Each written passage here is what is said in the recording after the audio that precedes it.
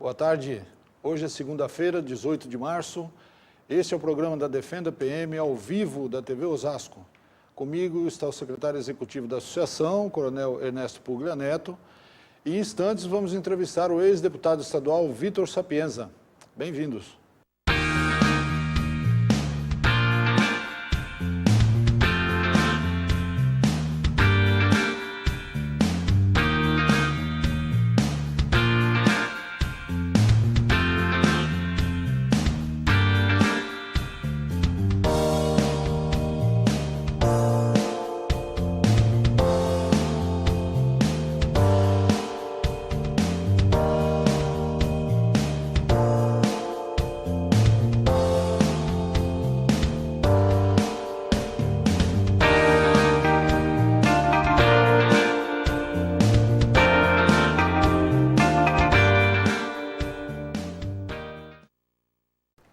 Na sexta-feira passada, agora no dia 15, foi intensa a movimentação da Assembleia Legislativa por conta da posse dos deputados e eleição da mesa diretora.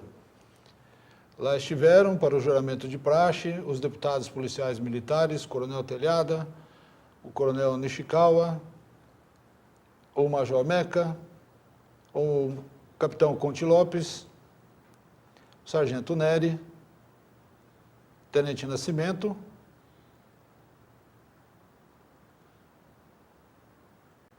perdemos a foto aí do Major Mauro, que tomou posse e também fez o juramento.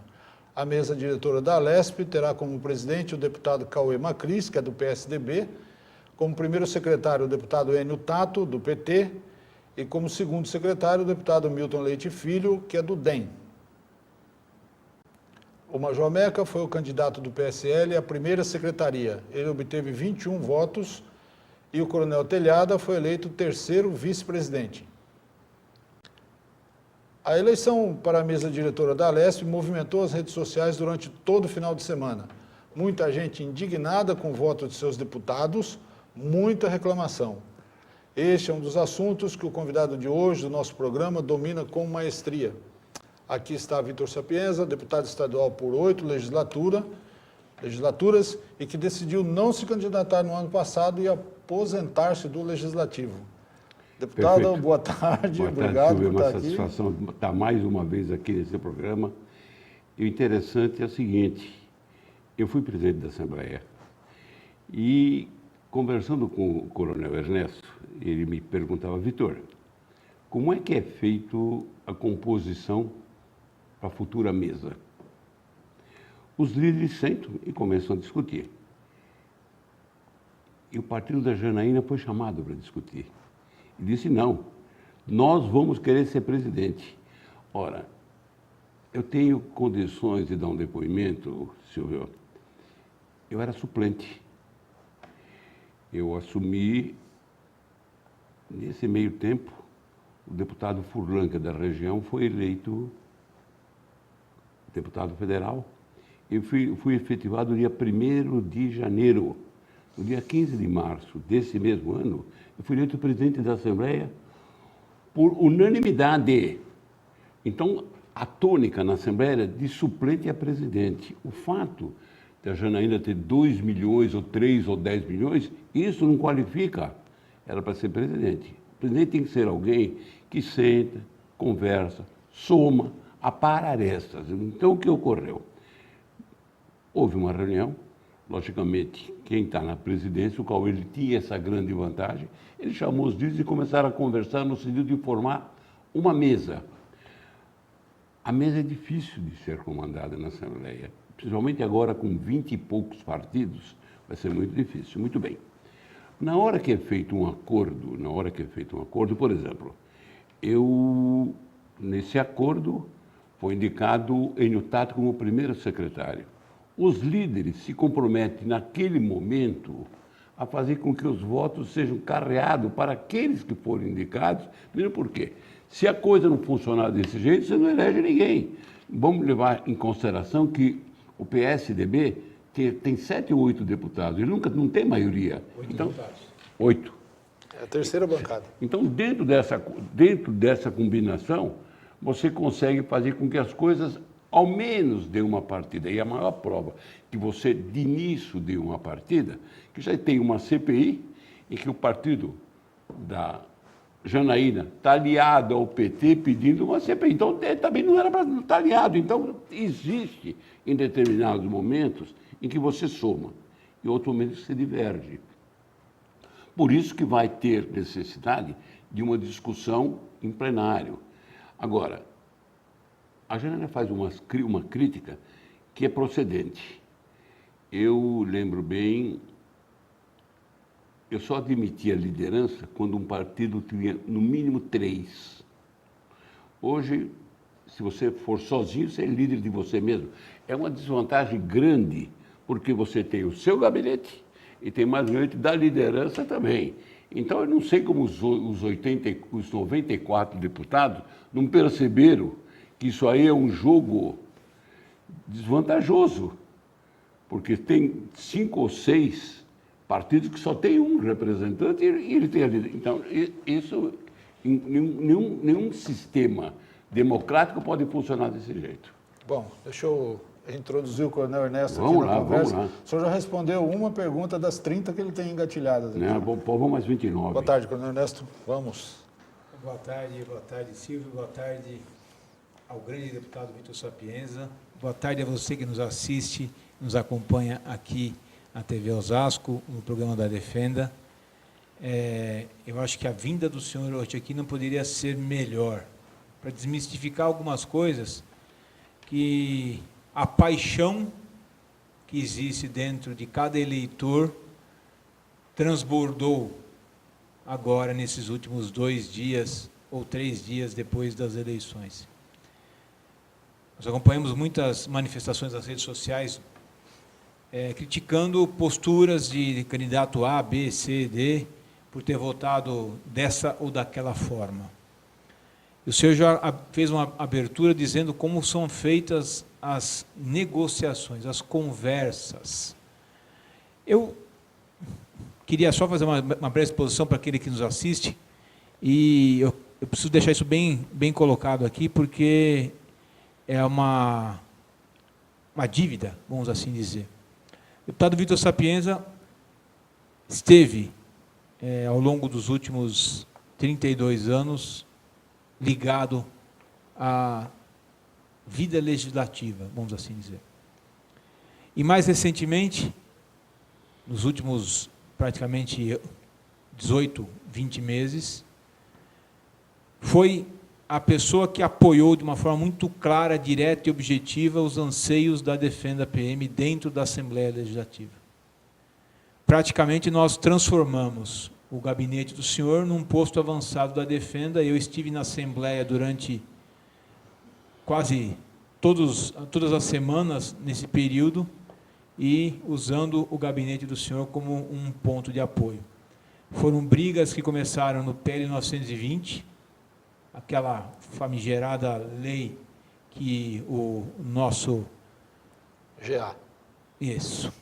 O nosso ex-governador, enterrado politicamente, Geraldo Alckmin, mandou para a Assembleia, que brecava os vencimentos, aumentos, os benefícios dos servidores públicos de uma forma geral. O senhor nos apoiou muito nesse momento, a ponto de conseguirmos reverter essa situação. Depois, outra briga que o senhor se empenhou bastante, a PEC 5, que quebra o teto e possibilita, dessa forma, um aumento de forma escalonada para todas as carreiras dos servidores públicos paulistas. E, por último, uma tentativa que só não deu certo, vamos assim dizer, por uma ingerência muito forte do executivo que ia ainda assumir, né, de aumentar o salário do governador, possibilitando com isso que houvesse um aumento também de todas as carreiras. O que vai acontecer hoje é, se houver um aumento dentro da Polícia Militar, esse aumento vai surtir pouco efeito, ou vai ser, na verdade, ter que ser escalonado para não encavalar os níveis hierárquicos superiores dentro do teto do governador. Então, essas 3 passagens eu gostaria de deixar bem claro para os nossos telespectadores a gratidão que a Defenda tem pelo senhor ter assumido esses pleitos, ter nos apoiado e ter principalmente disponibilizado o seu efetivo lá de pessoas que o apoiam, a sua influência política, que não é pequena, diga-se de passagem, para que nós pudéssemos efetivamente ver essas pautas que são nossas, que são da Defenda, que são da Polícia Militar, sendo defendidas lá dentro. Então, esse registro eu gostaria de deixar muito claro aqui para aqueles que nos assistem, que entendam o valor que tem Vítor Sapienza dentro desse cenário todo. Feito esse agradecimento, senhor, depois, feito esse agradecimento, eu gostaria que o senhor falasse como o senhor, tendo sido presidente da Assembleia, enxerga essas votações que acabam não agradando ao eleitor apaixonado que ele é por esse assunto. Coronel, primeiro eu quero agradecer esse reconhecimento público, mesmo porque eu, ao longo desses anos, eu me orgulho de ter sido sempre fiel à minha consciência. E falando em consciência, eu tenho que fazer uma crítica à imprensa. A imprensa, quer escrita, quer falada, ela praticamente, na hora que se discute a Previdência, ela joga em cima do funcionalismo uma culpa que nós não temos. Porque na hora que você mistura os penduricalhos do judiciário com o executivo, você está misturando alho com bugalhos. Então, dentro desse quadro, eu hoje tenho uma parte ruim e uma parte boa na formação da Assembleia atual. A ruim, nós tínhamos 3 fiscais de rendas como deputados, eu não fui, os outros 2 não foram eleitos. Por outro lado, nós temos o enriquecimento da representatividade da Polícia Militar.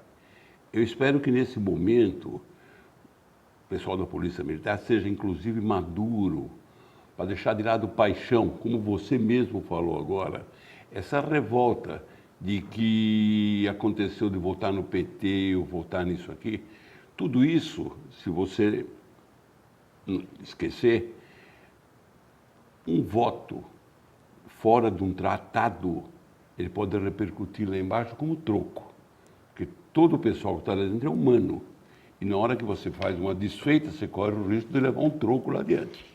Quando eu digo da oportunidade, eu digo no seguinte sentido, eu não aceito, por exemplo, que o alto posto da Polícia Militar ganhe o que ganha. Eu entendo que devia ganhar, no mínimo, o que ganha um juiz na fase final. A mesma coisa vale em qualquer carreira representativa, é a mesma coisa no Exército.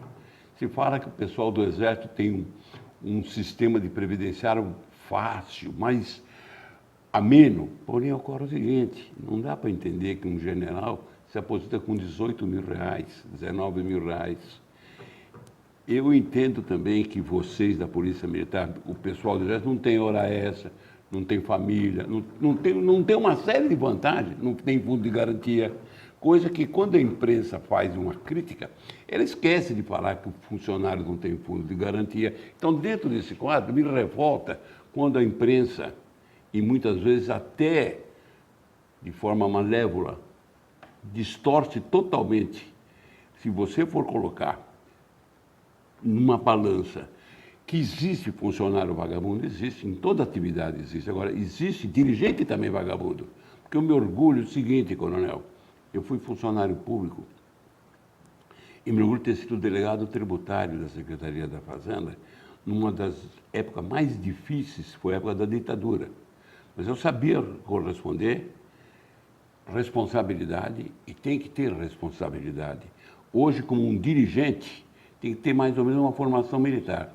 Eu tenho brincado muito com o coronel, e eles sabem disso daí. Eu estudei em escola salesiana 14 anos. E lá eu tive a felicidade de ter um padre reitor que tinha deixado o exército, ele era capitão, para ser padre. Então eu tenho uma formação meia militar. E o Rogério brinca muito comigo, o Rogério é um outro coronel, dizendo o seguinte: se eu tivesse ingressado na Polícia Militar, eu teria sido expulso de tantas vezes que eu seria preso por questionar a ordem. Eu sempre questionei, desde moleque, Silvio. Eu fui educado, eu me orgulho do seguinte: eu nunca apanhei de pai nem de mãe. Porém, o que eu tive que ler de livros de civilidade e castigo, eu me lembro muito, um deles me serviu de lição. Eu passei 15 dias no litoral, bati no meu irmão. Nos 15 dias eu fiquei fechado numa sala, num quarto, sem ver a praia. 15 dias, que eu levantava de manhã, tomava café, livro de civilidade. Preso. Naquele tempo não tinha televisão, e preso. Então aquilo serviu de lição. Agora, eu entendo o seguinte: está na hora do pessoal se unir e fazer valer os seus legítimos direitos. E para isso tem que ter uma coisa chamada união. E não é simplesmente numa votação que se forma uma administração que você vai questionar tudo isso. Bom, grande parte das críticas que a gente viu nas redes sociais aí, do nosso pessoal, policiais, deputados que estão lá e são policiais militares, votando no PT para a primeira secretaria, quando tinha um major da PM como candidato. Não interessa isso daí. Não interessa isso daí. Na hora que você faz um acordo, nesse acordo não tem simbolismo. Porque na votação da PEC, PEC 5. PEC 5, e o coronel acompanhou, o líder do meu partido, Davi Zaia, era vice do governo. E eu chegava para ele e falava: Davi, você vai fazer o seguinte, você não vai ficar em plenário. Você saia, porque eu vou precisar da tua força, e a tua força é você saindo do plenário. E ele aceitava isso daí. Porque na hora da composição, o que vale é o objetivo principal. Se está acertado que o vice ou o secretário vai ser do PT, é para cumprir. Nessa hora não tem militar, não tem fiscal de grana, não tem nada. A orientação é essa, tem que ser feito essa. E a questão regimental, que a primeira secretaria deve ser preferencialmente da maior bancada? Isso é tradição, nunca aconteceu isso daí. Nunca. Isso é tradição, não existe, no regimento não tem nada que indica isso daí. Não tem nada que indica. Isso dependeria de um acordo prévio, então. Sempre um acordo, mas eu posso dizer para você o seguinte: a bancada o partido da dona Janaína foi convidado para sentar. Eu não estou defendendo o Cauê, não. Eu acompanhei isso, sentou, e digo mais: se a mostra for aquilo que eu vi de discussão, nós vamos ter muita briga lá dentro. Eles vão passar um período muito duro sem votar nada. Porque, dando um quadro, coronel, na minha época que eu fui presidente, tinha uns 6 ou 7 partidos. Eu desci para o meu sucessor 8 vetos. Hoje tem 280 vetos para serem apreciados. 280. Eu lembro bem, eu presidente, 2 anos, nós saímos no mínimo 20 vezes às 4 ou 5 horas da manhã. 2, 3 extras. Nesses últimos anos, eu não lembro de ter saído nos últimos 20 anos nenhuma vez às 4 horas da manhã. Por quê? Ou seja, o senhor entende que a vida ali dentro vai ser de obstruções, só não de proposições. Do jeito que foi almoçado, vai ser desse jeito. E não acaba. Eu estou temendo como é que vai se fazer uma composição. Um outro ponto que o senhor colocou bem, eu queria tentar entender como é que isso funciona, né? Nós vamos ter uma oposição, vamos chamar assim. Só que essa oposição, o PT já declarou lá dentro abertamente na casa que não interessa se ele é primeiro vice. Não tem nada a ver uma coisa com a outra. Eles vão trabalhar, como sempre trabalharam, contra o PSDB. Isso já está claro já. E o PSL, teoricamente, vai trabalhar contra o PSDB também. Só que nós temos uma oposição entre PSL e PT. Como é que funciona um triângulo que se opõe cada um dos vértices ao outro. Como é que funciona isso? Não tem 2 polos agora, nós temos 3 polos. Vai ter 2. Eu entendo que depois de levar umas porradas, o PSL vai cair na realidade e, infelizmente, vai compor com o PSDB. Porque você tem um Dória, que é o grande defensor do atual presidente da República. Vai chegar em determinado momento e vai compor. Eu entendo hoje, o mais difícil é a posição de 2 grandes deputados da Assembleia, que é o Campos Machado e o Barros Munhoz. Eu não vejo como o Campos possa chegar e fazer uma composição com o Dória. De tudo que ele foi falado. Todo aquele discurso. Já o Barros Munhoz tem cintura suficiente para fazer. Ele foi líder do PSDB, né? Até mudar para o PSDB. Então, dentro desse quadro, eu entendo que vai haver uma composição. Partido da Janaína, PSL, né? PSL, o PMDB, e vai se chegar a uma maioria. O próprio PR vai acabar compondo. Porque se não houver composição, vai votar o quê? Você tem hoje um projeto que é básico da administração do PSDB, que é a extinção de algumas autarquias e fusão de outras. E a gente lembra bem, eu tive a oportunidade de conversar a esse respeito, falei, olha, vou ser sincero, do jeito que está colocado, o deputado Campos Machado tem razão. Não é um cheque, é um talão de cheque. Porque você tem que dar, numa discussão dessa, o que é que você quer, quanta gente você tem, o objetivo qual é, o que é que vai fundir com quem. Não está escrito nada nesse projeto. Então eu entendo, inclusive, coronel, que quem fez esse projeto foi amador. Não é um projeto... Ou pretensioso demais, né? Eu acho que foi pretensioso, tem razão. Ele imaginava que fosse colocado no apagar das luzes e fosse votado. Eles pensavam o seguinte, como deve sair uns 50 deputados que não são mais, eles vão acabar votando. Não é bem assim, a Assembleia não é desse jeito. A Assembleia, em alguns assuntos, vai ter que discutir. E digo mais, coronel, esse projeto vai causar muito celeuma lá dentro. O senhor enxerga uma possibilidade, vamos ser assim, vamos ser objetivos, uma possibilidade de daqui a alguns meses nós vermos PSL e PT votando contra o PSDB juntos? Não. Mas eles já estão dizendo que vão andar juntos na CPI da Dersa. Não. Vai chegar em determinado momento, política se faz também com composição. Um dos grandes defensores do presidente da República de São Paulo é o Dória. Ou não é? Sim. Então vai ter que chegar em determinado momento... A Joyce Hasselmann, deputada federal, líder do PSL, líder do governo, melhor dizendo, na Câmara. Defensora número 0 do Dória. Quem? Joyce Hasselmann, parceira do Dória, não tem uma fotografia que os dois não estão juntos. Olha, e tem uma pessoa que vai ter que mudar algumas posturas, que vai ser o Major Olímpio. Ele é meu amigo, porém política, chega em determinado momento, não é...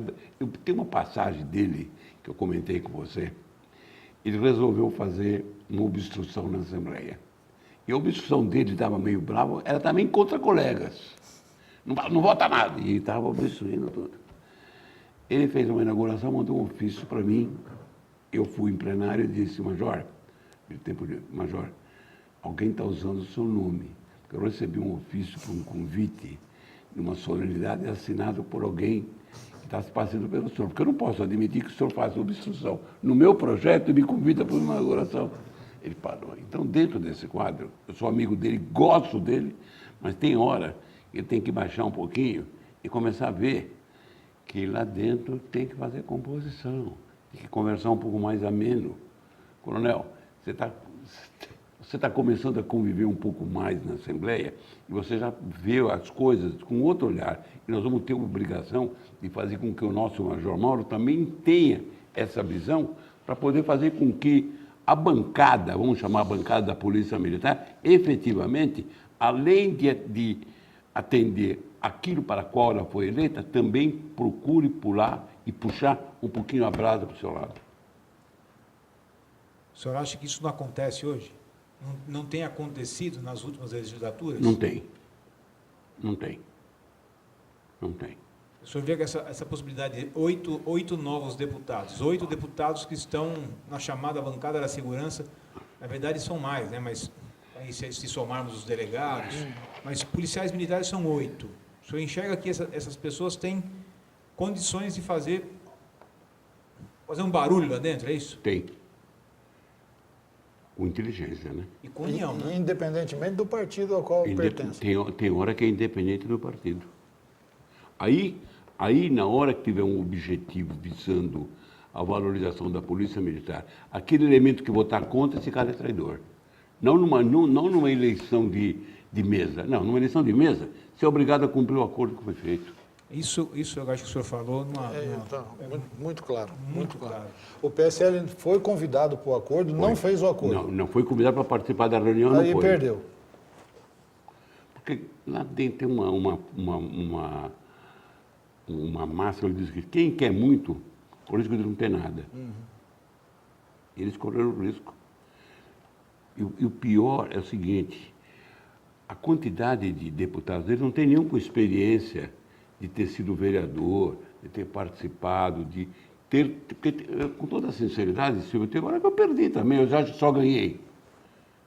Eu também perdi feio. Mas só que tem uma coisa, tem que chegar em determinado momento, você tem que arriscar. Agora, se ficar em cima do muro, isso eu nunca fiquei. Aquela gritaria toda do PSL lá, não fez o senhor lembrar do PT lá no comecinho, que não queria se juntar com ninguém? Não, era um PT diferente. Mas não vai esquecer que era um PT, tinha o Zé Dirceu, tinha uma Irundina, tinha 5 ou 6 caras que iam tirar o chapéu, né? Não era, olhando o pessoal do PSL, só tinha amador. Não tinha ninguém profissional. Porque um profissional em política nunca faria aquilo que eles fizeram. Porque faltou pouco para ter agressão, né? Sim. Numa coisa que não leva a nada. Porque amanhã depois você vai ter que conviver com aquele... Como é que você vai pedir para mim assinar uma CPI se quase eu te agredi, quase você me agrediu? Está arriscado a ficar de fora das comissões também agora. Tranquilo. Tranquilo. Quando o senhor fala em amadores, tem muita gente que tem falado assim, não, eu votei no PSL porque eles não são políticos. Como é que o senhor enxerga isso? O que é que eles estão fazendo lá? Estou fazendo o que na política? O que eles estão fazendo lá? Porque política é uma arte, coronel. É uma arte de, muitas vezes, buscar até aquilo que se chama impossível. E você vai e consegue. Mas como? Conversando, né? Porque brigando você não vai conseguir nada. Tem uma palavra que é mal empregada, principalmente no meio da PM, que é a negociação, que confunde com negociata. E muita gente que acha que essas conversas, elas descambam para uma negociata. Se você não tomar cuidado, descamba mesmo. Mas por isso que tem o observador, tem a imprensa, tem o líder, e tem que ser feitas as coisas às claras. Maior prova, o voto foi aberto, não foi fechado. Porque é público mais do que isso agora. Acordo é para ser cumprido. O senhor fala acordo é para ser cumprido. Se o PSL não entrou no acordo, ele não fez política, vamos assim dizer? Mais ou menos essa, Não, ele fez política da forma dele. Porque muitas vezes você pode fazer política no choque. E você pode fazer política conversando. Eu entendo que eles tinham necessidade de mostrar uma posição. Marcar terreno. Mas eu não acho que se marca terreno desse jeito. Se é desse jeito, vai ficar sequelas. E ficou sequelas. Volto a falar. Revista Veja dessa semana. Uma entrevista muito bacana com a Janaína. Eu teria que dar, até chegar nos 2 últimos, ele daria uma nota 8. Os 2 últimos ele baixaria a nota para 6. Porque ela acusa a Assembleia, todos que estão ali dentro, generaliza a situação. Eu não entendi a pergunta. Ela generaliza Não, ela mistura as coisas. No final, ela fez uma crítica ao presidente, fez uma crítica aos recursos que ele obteve na eleição, mas ela estava discutindo política, não estava discutindo postura do presidente. Ela vinha numa linha, analisando a postura do presidente, as coisas boas, do filho dele falando. De repente, sem ter necessidade, você mistura o troço. Eu não entendo que política não se faz desse jeito. O senhor entende que essa também... A experiência do senhor ali dentro é muito grande. Como contornar tudo isso? Vamos para o prático. Porque a população paulista, ela quer... Eu, como eleitor, eu não quero uma Assembleia que simplesmente obstrua tudo. Óbvio que, dependendo do tipo de lei que for apresentada ali dentro, tem que ser obstruída mesmo. Mas uma Assembleia que não proponha, só destrua, é ruim também. Como é que o senhor enxerga uma possibilidade desse cenário mudar? Com diálogo, que vai chegar em determinado momento, vai ter que aparecer alguém dentro do próprio PSL que vai convencer, vamos conversar. Porque sem conversar, coronel, não se chega a lugar nenhum. Eu lembro bem, fui eleito, e houve a CPI do gatilho salarial, lembra? Sim. Eu fui relator, e o presidente era o Barros Munhoz, que era a oposição. Logicamente, a oposição tinha a maioria. Meu relatório foi para a Cucuia, eu perdi. Mas eu senti que aquilo já era um avanço. E o governador Coerça, que não era bobo, o que é que fez? Chamou o Barros Munhoz e fez composição com o partido do Barros Munhoz e nós passamos a ter maioria. Porque até então, não vai esquecer que você tinha uma fusão, uma cisão dentro do PMDB com a criação do PSDB, uma boa parte do pessoal saiu, e o presidente tinha sido indicado, era do PMDB, mas ele foi para o PSDB, então ficou uma coisa difícil. E houve necessidade de diálogo. Aí o governador chamou o Barros Munhoz, pegou toda a bancada dele, fez uma soma, pegou o antigo PDT, também fez, então conseguiu uma maioria. Apertada, mas conseguiu. E era duro, viu? Você tinha o PSDB e o PT contra. E mais ou menos as vitórias 3 ou 4 por 3 o voto, ou 1 ou 2 votos. Então isso fez com que houve uma legislatura que produziu bastante. Eu tenho feito o seguinte, coronel, eu tenho voltado no passado e procurado fazer uma comparação entre as pessoas com quem eu convivi e a atual legislatura. Vai ser difícil conviver com o pessoal. Eu entendo que de cintura das pessoas que eu conheço não tem 30, e nós temos 94. Toda gente, e digo mais, eu vejo com uma satisfação muita gente muito bem intencionada. Mas o fato da bem intencionada, o inferno também está cheio de pessoa bem intencionada. O PSL vai ter que baixar muito a bola. Não só ele, como os partidos novos também.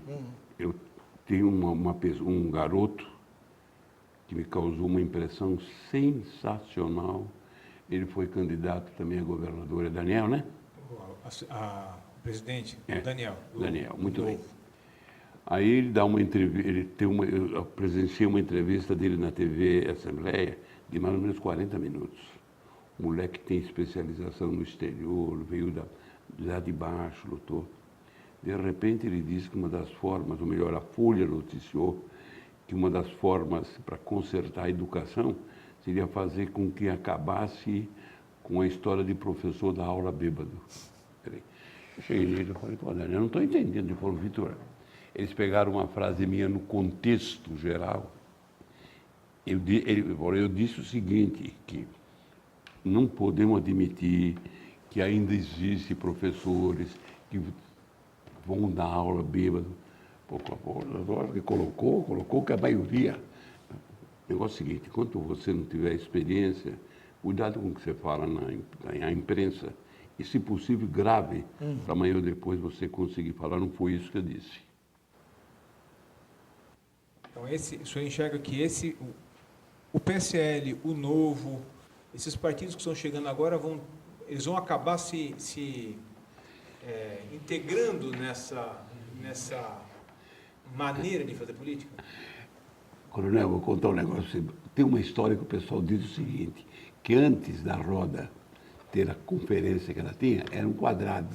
E tanto ele entrar em atrito, ele ficou redondo. Depois do atrito, você vai ter que sentar e conversar.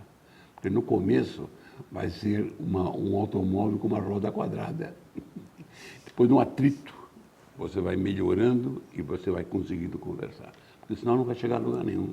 E não se corre o risco, por exemplo, dos nossos eleitores apaixonados, que estamos conversando sobre eles aqui, atacarem esse partido, especificamente o PSL?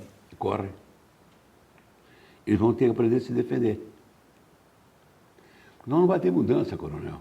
E o eleitor também vai ter que entender. Mas lógico, esse exemplo que eu dei do quadrado, coronel, isso aí foi um dia lendo algum filósofo bem antigo. Ele disse o seguinte, que no começo era quadrado, de tanto entrar em atrito, você vai ver que facilita. Mas no começo você vai ter atrito terrível. Mas sabe o que ocorre, senhor?